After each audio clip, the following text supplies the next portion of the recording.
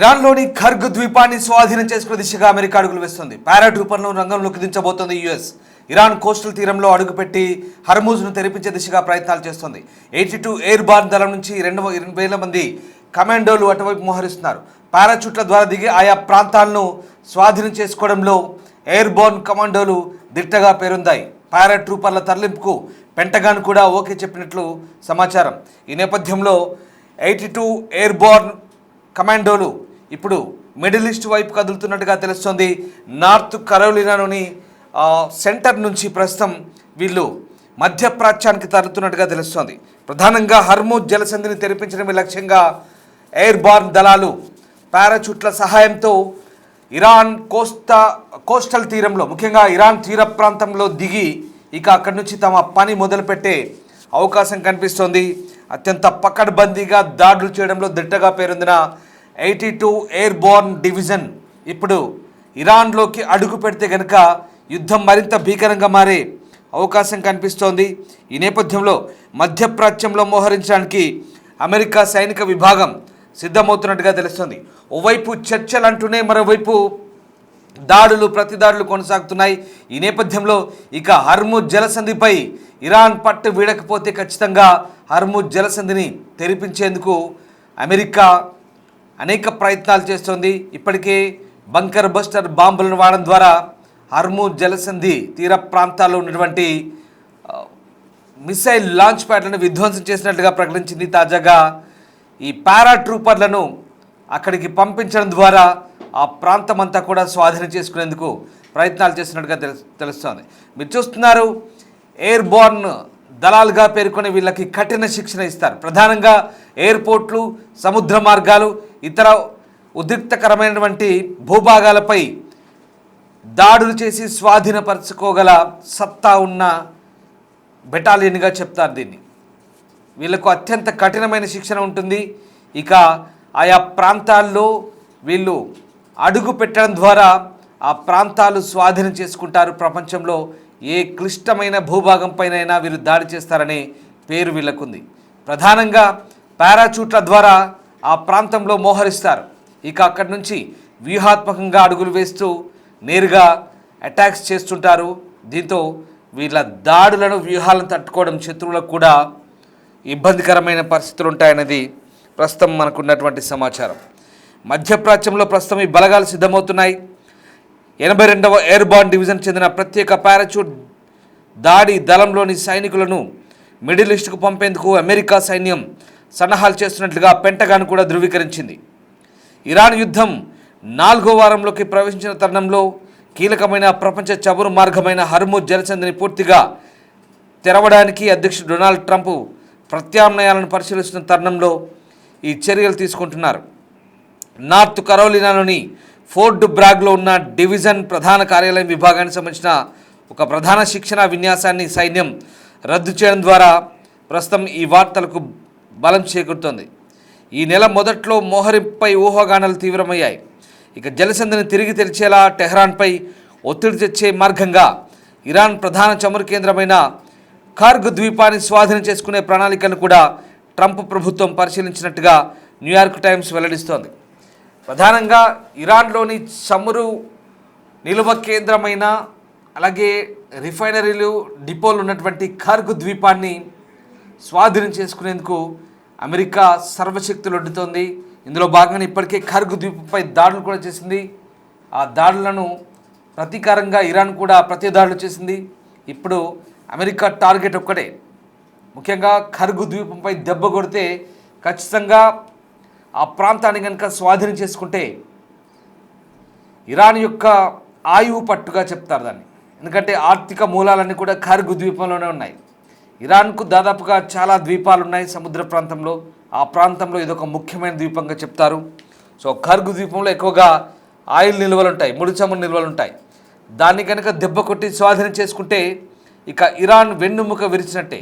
పనిలో పనిగా హర్మూజ్ జలసంధిని తెరిపించేందుకు వీళ్ళంతా కూడా సిద్ధమవుతున్నారు. దీనికోసం ఇరాన్ కోస్తా తీరంలో ఈ 82వ ఎయిర్ బోర్న్ దాడి దళాలు అత్యంత వేగంగా, చురుకుగా, చాకచక్యంగా అక్కడికి దిగుతాయి. ఆకాశం నుంచి లేదా ఇతర మార్గాల ద్వారా జల మార్గాల ద్వారా అక్కడ చేరుకుంటారు. అక్కడి నుంచి ఇక నేరుగా వీళ్ళు నౌకల ద్వారా అంటే విమానాల ద్వారా, ఒకవేళ సముద్రం జల మార్గాల నుంచి అయితే కొంత దూరంలో అక్కడ నుంచి సముద్రంలో ఉన్నటువంటి వాహక నౌకల నుంచి విమానాల ద్వారా ఆకాశం మార్గాన నేరుగా ఆ ప్రాంతంలో పారాచూట్లతో మోహరిస్తారు. ఇక పారాచూట్లతో దిగిన ట్రూపర్లంతా కూడా వేల సంఖ్యలో నిర్దేశిత లక్ష్యానికి చేరుకొని అక్కడి నుంచి అత్యంత చాకచక్యంగా ముందుకు కదులుతూ దాడులు చేసుకుంటూ వెళ్తుంటారు. దీంతో ఈ పారాట్రూప్ కమాండర్లకి అత్యంత శిక్షణ కలిగినటువంటి కమాండర్లుగా, సుశిక్షితులైనటువంటి కమాండోలుగా పేరుంది. సో వీళ్ళు ప్రస్తుతం అక్కడ మోహరించే అవకాశాలు ఎక్కువగా కనిపిస్తున్నాయి. ఇక ప్రస్తుతం ఉన్నటువంటి పరిస్థితుల్లో ఈ ఎయిర్బోర్న్ దళాల మోహరింపు అనేది తీవ్ర ఉద్రిక్తతకు దారితీయొచ్చు అంటూ కూడా వార్తలు అందుతున్నాయి. ప్రధానంగా ఇప్పుడు 2000 మంది సైనికులు మిడిల్ ఈస్ట్ వైపు మోహరిస్తున్నట్టుగా తెలుస్తోంది. అమెరికా సైన్యానికి చెందిన ఈ 82 బెటాలియన్ సిద్ధమవుతున్నట్టుగా న్యూయార్క్ టైమ్స్తో పాటు ఇతర అమెరికన్ వార్తా సంస్థలు నివేదించాయి. దీనిపై అధికారిక ధృవీకరణకు సంబంధించి ఇప్పుడు పారాట్రూపర్లతో సహా ఆ తర్వాత స్పందన దళాలు ఇరాన్, అమెరికా, ఇజ్రాయెల్ యుద్ధంలో చేరేందుకు త్వరలోనే బయలుదేరొచ్చంటూ ఈ నివేదికలు అయితే చెప్తున్నాయి. సో మొత్తం మీద ప్రస్తుతం ఉన్నటువంటి పరిస్థితుల్లో ఇక ఈ ఎయిర్బోర్న్ దళాలు అనేవి చాలా ఖచ్చితమైనటువంటి టార్గెట్తో పనిచేసే అవకాశాలు కనిపిస్తున్నాయి. ఈ ఎయిర్బోర్న్ దళాలు కనుక నిజంగా అక్కడికి చేరుకుంటే కనుక ఇక విధ్వంసం తప్పదని వార్తలు కూడా వినిపిస్తున్నాయి. ఈ నేపథ్యంలోనే ప్రస్తుతం ఇక జలసంధిని తిరిగి తెలిచేలా టెహ్రాన్పై ఒత్తిడి తెచ్చే మార్గంగా ప్రస్తుతం కార్గ్ ద్వీపాన్ని స్వాధీనం చేసుకునే ప్రణాళికను ప్రభుత్వం పరిశీలిస్తున్నట్టుగా తెలుస్తోంది. ఇక మరోవైపు సెనెట్ సాయుధ సేవల కమిటీ సభ్యులు క్యాపిటల్ హిల్లో పెంటగాన్ అధికారుల నుంచి ఒక రహస్య సమావేశాన్ని ఏర్పాటు చేశారు.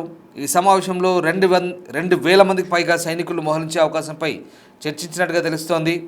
దీంతో ప్రస్తుతం ఈ దళం విమానాశ్రయాలు లేదా వ్యూహాత్మక భూభాగాలను స్వాధీనం చేసుకోవడానికి వివాదాస్పద ప్రాంతాల్లోకి పారాచూట్ల ద్వారా దిగడంతో సహా వేగవంతమైన అధిక ప్రమాదం గల మిషన్ల కోసం శిక్షణ పొందినట్టుగా చెప్తున్నారు. సో ప్రస్తుతం పారాట్రూపర్లు జలసంధి గుండా ప్రయాణించాల్సిన అవసరం లేకుండానే గల్ఫ్లోని లక్ష్యాలను బెదిరించగల సామర్థ్యాలను కలిగి ఉన్నారు. అలాగే త్వరగా చేరుకునే అవకాశం కనిపిస్తుంది. ఈ నేపథ్యంలో ప్రస్తుతం వైట్ హౌస్ నుంచి కూడా నివేదికలు అందుతున్నాయి.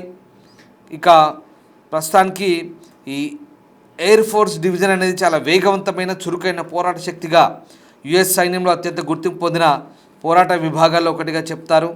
ఈ నేపథ్యంలో ప్రస్తుతం మరి వీళ్ళను మోహరిస్తే కనుక ఇక దాడులు తీవ్రమయ్యే అవకాశం కనిపిస్తోంది.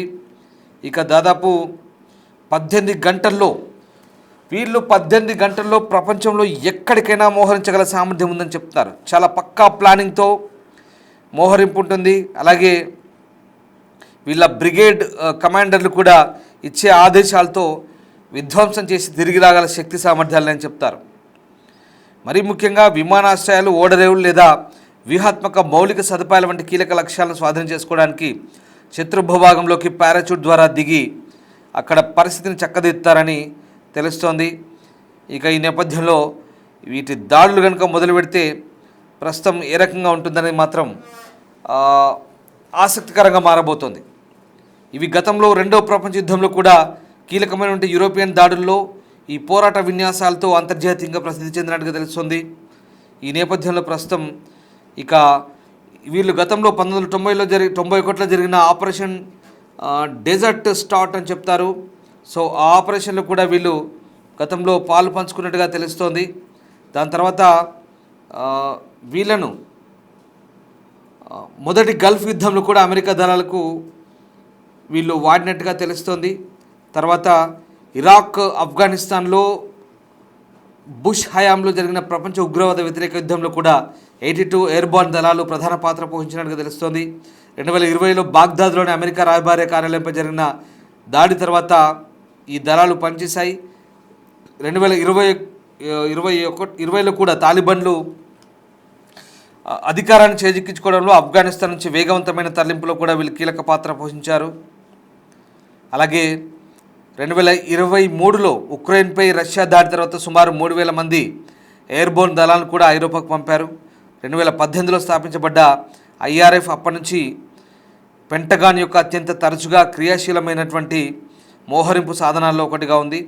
సో ఈ నేపథ్యంలో ప్రస్తుతం ఇక తైవాన్ సమీపంలో విన్యాసాల నుంచి తరలించబడ్డ యుఎస్ఎస్ ట్రిపోలి, అలాగే 31 మెరైన్ ఎక్స్పెడిషనరీ యూనిట్తో సహా మెరైన్ కమాండర్లతో పాటు వీళ్ళు కూడా ఇక్కడికి చేరుకుంటే కనుక ఇక దాడులు చాలా తీవ్రంగా ఉంటాయనేది ప్రస్తుతం ఉన్నటువంటి నివేదికలు అందుతున్నాయి. సో ఆ దృశ్యాలు చూస్తారు కదా, వీళ్ళంతా కూడా చాలా అత్యంత సుశిక్తులైనటువంటి కమాండర్లు. సో ఇది పరిస్థితి. ఇప్పుడున్న నేపథ్యంలో ఖర్గ్ ద్వీపాన్ని స్వాధీనం చేసుకోవాలి, హర్ముజ్ను తెరవాలని అమెరికా ప్లాన్ చేస్తుంది. దాంట్లో 82 ఎయిర్బార్న్ డివిజన్ ఒకటి ఉంటుంది, అలాగే మెరైన్ కమాండోలు ఉంటారు. దాంతోపాటు అమెరికన్ యుఎస్ఎస్ ట్రిపోలి ఒక నౌక ఉంది, అబ్రహం లింకన్ ఉంది, గెరార్డ్ ఫోర్డ్ ఉంది. ఒక్కసారి అర్థం చేసుకోండి, ఇన్ని రకాలైనటువంటి దళాలు అమెరికాకు సంబంధించినటువంటి గల్ఫ్ ఆఫ్ పర్షియా అరేబియా సముద్రంలో ఆల్రెడీ మిడిల్ ఈస్ట్ వైపు మోహరించున్నాయి. యుద్ధాన్ని కనుక తీవ్రం చేయాలనుకుంటే చాలా అవకాశం కోసం ఎదురు చూస్తున్నారు వీళ్ళంతా కూడా. ఇరాన్ ఎంతలా నిలువరించగలుగుతుందో అది కూడా మనం ఆలోచించాలి. ఇంతమందిని గల్ఫ్ ఆఫ్ పర్షియాలో అరేబియా సముద్రంలో ముందుకు కదలకుండా ఇరాన్ ఆపగలుగుతుందంటే ఆ విషయం కూడా మనం ఆలోచించాల్సిందే. సో ఇదొక ఎత్తు. ఇక్కడ ఖర్గ్ ద్వీపాన్ని లేదా హర్ముజ్ను తెరిచేందుకు ఒకవేళ దుస్సాహసం చేస్తే మేము ఊరుకోమంటూ ఇరాన్ చెప్తోంది. మీరే కనుక అలాంటి తెగింపుకు దిగితే ఇక మేము కూడా ఇక్కడ హౌతీల ప్రాబల్యం ఉన్నటువంటి ప్రాంతంలో బాబ్ అల్ మండేబ్ అనే ఒక జలసంధి ఉంటుంది హర్ముజ్ లాగా, దాన్ని వైపు మేము దృష్టి మరలుస్తాం, దాన్ని మూసివేయిస్తామంటూ ఇరాన్ చెప్తోంది. కానీ ఇక్కడ ఆ పరిస్థితి రాదు. ఒకవేళ ఇరాన్ అటువైపు తెగింపుకు పాల్పడ్డా అక్కడ హౌతీల ద్వారా దాన్ని మూసేయాలనుకున్నా, గతంలోనే 10 దేశాలతో కలిసి ఒక సూయజ్ కాల్వ వెంబడి ఏదైతే అక్కడ ఆ ప్రాంతంలో ఉన్నటువంటి హౌతీల ఆధీనంలో నుండి ఆ ప్రాంతాన్ని, ఆ జలసంధిని, బాబ్ అల్ మండేబ్ స్ట్రైట్ని, అక్కడ హౌతీలు ఎవరైతే ఉన్నారో ఎర్ర సముద్రం దొంగలు, ముఖ్యంగా హిందూ మహాసముద్రం అలాగే గల్ఫ్ ఆఫ్ ఎడెన్ను కలుపుతున్నటువంటి ఆ సూయజ్ కాల్వ ప్రపంచ రవాణాలో 12% అక్కడి నుంచి కీలకమైంది. సో దాన్ని కనుక వీళ్ళు మూసేయాలనుకుంటే కనుక Britain, France, Saudi, UAE, Italy, America, Germany ఇలాంటి దేశాలన్నీ కూడా విరుచుకుపడతాయి పక్కగా. సో అక్కడ ఇరాన్ పప్పులో ముడకవు ఖచ్చితంగా. అదొక 10 దేశాల కూటమి. ఎందుకంటే ఈ పైరేట్లు, సముద్రపు దొంగలు ఏవైతే ఉన్నారో హౌతీలు, వీళ్ళంతా జైదీషియాలు అంటారు. ఇక్కడ మళ్ళీ చెప్తాను, ఇరాన్ ఎలా పెంచి పోషిస్తుందంటే వాస్తవానికి యెమెన్ అనేది ఒక సున్నీ ప్రాబల్యం ఉన్న దేశం. ఇందులో 75% సున్నీలు ఉంటే 35% జైదీ షియాలు ఉంటారు. అదొక తెగ. ఇక్కడ షియా అనే ఫీలింగ్ వస్తే చాలు, ఇరాను ఎక్కడ షియాలు ఉంటే అక్కడ పోషిస్తుంది. చాలా ప్రాంతాల్లో అక్కడ సిరియాలో అదే పని చేసింది, పాలస్తీనాలో అదే పని చేసింది, లెబనాన్లో అదే పని చేసింది, ఈవెన్ పాకిస్తాన్లో కూడా అదే పని చేసింది. సౌదీలో కూడా చాలామందిని షియాలను గ్రూపులుగా తయారు చేసింది. అక్కడ కూడా సౌదీ హెజ్బుల్లా అని ఉంటుంది గ్రూపు.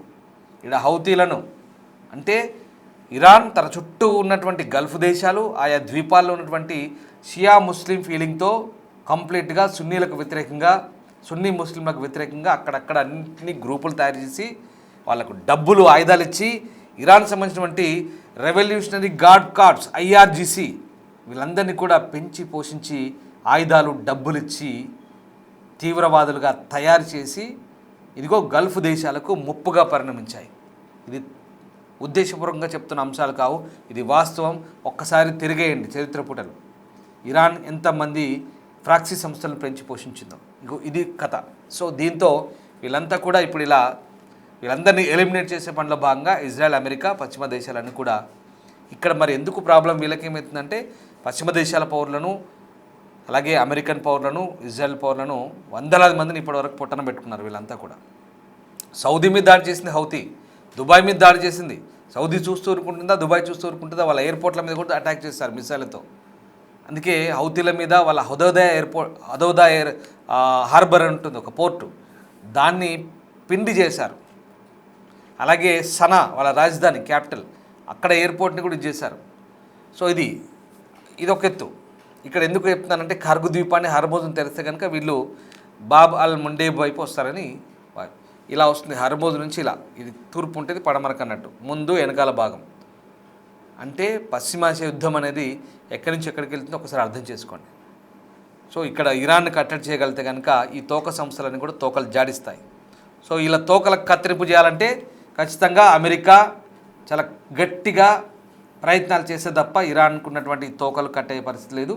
సో ప్రస్తుతం ఉన్న పరిస్థితిలో మరి ఈ ఎయిర్బోర్న్ కమాండోలు ఖచ్చితంగా రంగంలోకి దిగబోతున్నట్టుగా తెలుస్తుంది. దీనికి సంబంధించినటువంటి అంశాలు కూడా ఇప్పటికే అంతర్జాతీయ మీడియా సంస్థలు చెప్తున్నాయి. ఓవైపు మెరైన్ కమాండోలు, మరోవైపు పారాట్రూపర్లు, వీళ్ళందరూ రంగంలోకి దిగితే ఇప్పటికే పెంటగాన్ కూడా పర్మిషన్ ఇచ్చినట్టు తెలుస్తుంది. ఇక వీళ్ళంతా రంగంలోకి దిగితే అటు ఇరాన్ కూడా ఊరుకోదు, ఇటు వీళ్ళు అటు వాళ్ళు యుద్ధం తీవ్రమయ్యే అవకాశం ఉంది. ఎస్కలేషన్స్ మరింత పెరుగుతాయి. కానీ పారాట్రూపర్లు లేదా మెరైన్ కమాండర్లు రంగంలోకి దిగితే నిజంగా చెప్పాలంటే మన భాషలో దబిడి దిబిడి అంటారు కదా, ఆ స్టైల్లో ఉంటుంది పరిస్థితి. దారుణంగా ఉంటుంది. ఒకవేళ వాళ్ళని వీళ్ళు ఎదుర్కొని వీళ్ళు వాళ్ళని అసాసినేట్ చేస్తే, హత్యలు చేస్తే కనుక చెప్పలేం. కానీ పరిస్థితి మాత్రం చాలా తీవ్రంగా మారే అవకాశం ఉంది. ఒకసారి పశ్చిమాసియా యుద్ధం సంబంధించి మీకున్న అవగాహన మేరకు ఏ రకంగా ఉండబోతుంది, ఏ రకమైన పరిణామాలు చోటు చేసుకుంటే కామెంట్ రూపంలో తెలియజేయచ్చు.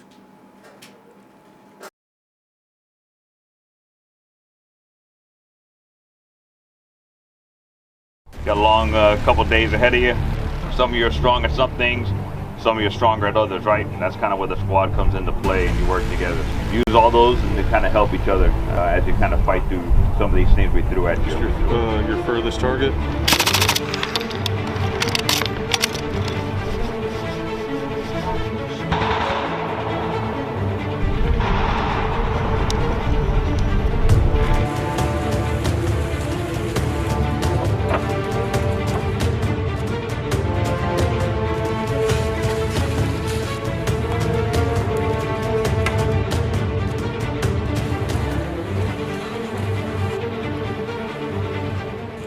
What it was like to compete as a team in this competition. It helped me better define how I work as a leader. Working together and building off of each other's abilities is how you win a competition like this.